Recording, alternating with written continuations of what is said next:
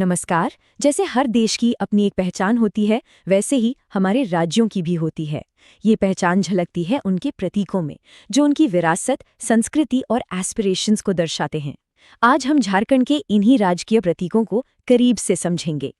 तो सवाल ये उठता है कि किसी राज्य की पहचान आखिर बनती कैसे है, और झारखंड अपने आधिकारिक प्रतीकों के जरिए इस सवाल का क्या जवाब देता है। चलिए इसी को आज एक्सप्लोर करते हैं। आज की हमारी चर्चा 4 हिस्सों में बंटी होगी। सबसे पहले हम जानेंगे झारखंड के प्राकृतिक प्रतीकों के बारे में। फिर देखेंगे कि राज्य का राज चिन्ह मतलब एम्ब्लेम पुराने से नया कैसे बना। उसके बाद इस नए राज चिन्ह के एक-एक पहलू का मतलब समझेंगे। और आखिर में उसमें छिपी कला की बात करेंगे। ये स्ट्रक्चर आपको विषय को समझने में, खासकर एग्जाम की तैयारी के लिए, काफी मदद करेगा। तो चलिए सबसे पहले बात करते हैं झारखंड के प्राकृतिक प्रतीकों की, क्योंकि किसी भी जगह की पहचान की जड़ें अक्सर उसकी जमीन, उसके कुदरती माहौल में ही होती हैं। तो ये हैं झारखंड के 4 प्राकृतिक प्रतीक। राज की पेड़ है साल, जिसका वैज्ञानिक नाम है शोरिया रोबस्टा। फूल है पलाश यानी ब्यूटिया मोनोस्पर्मा।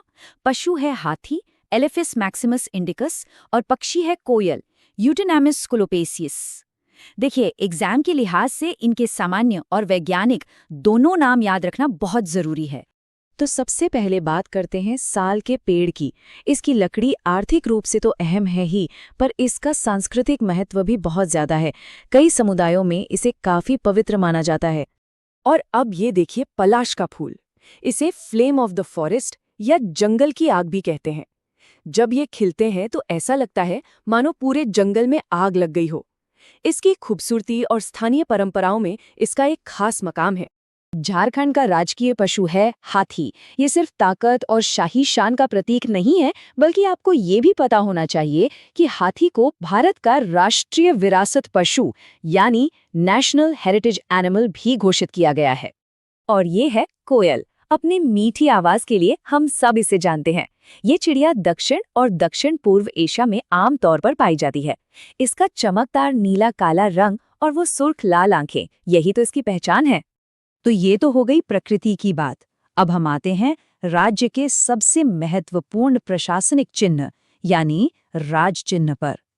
चलिए देखते हैं कि झारखंड का राज चिन्ह पुराने से नए रूप में कैसे और क्यों बदला।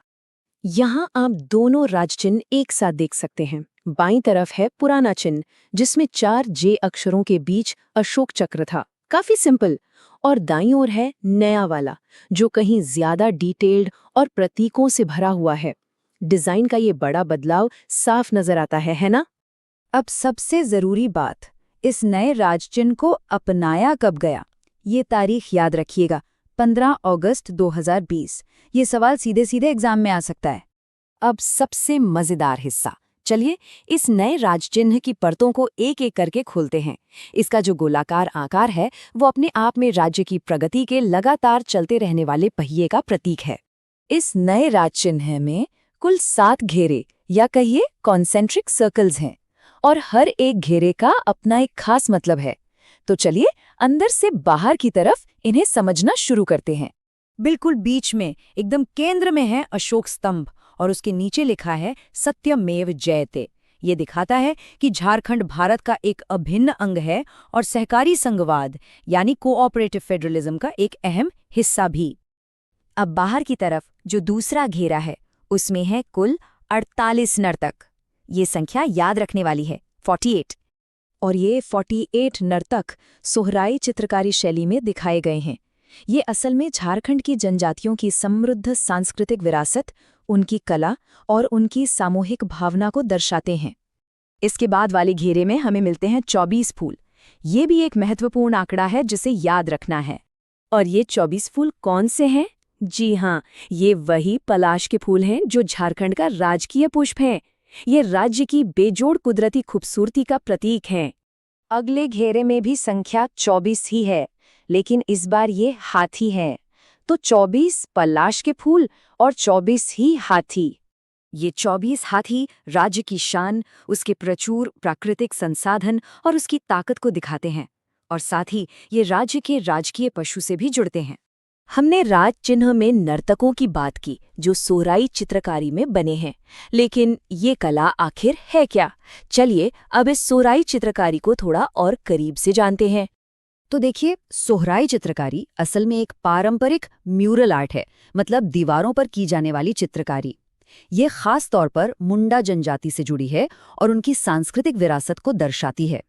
दिलचस्प बात यह है कि इसे पारंपरिक रूप से मिट्टी के घरों की भीतरी दीवारों पर बनाया जाता था और रंग भी कुदरती होते थे, जैसे चावल का पाउडर और रंगीन मिट्टी।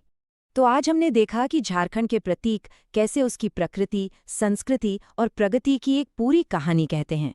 ये हमें एक बड़े और दिलचस्प सवाल पर लाकर छोड़ता है कि किस तरह ये बदलते हुए प्रतीक सिर्फ अतीत ही नहीं बल्कि किसी राज्य के भविष्य की आकांक्षाओं को भी दर्शाते हैं। इस पर सोचिएगा जरूर।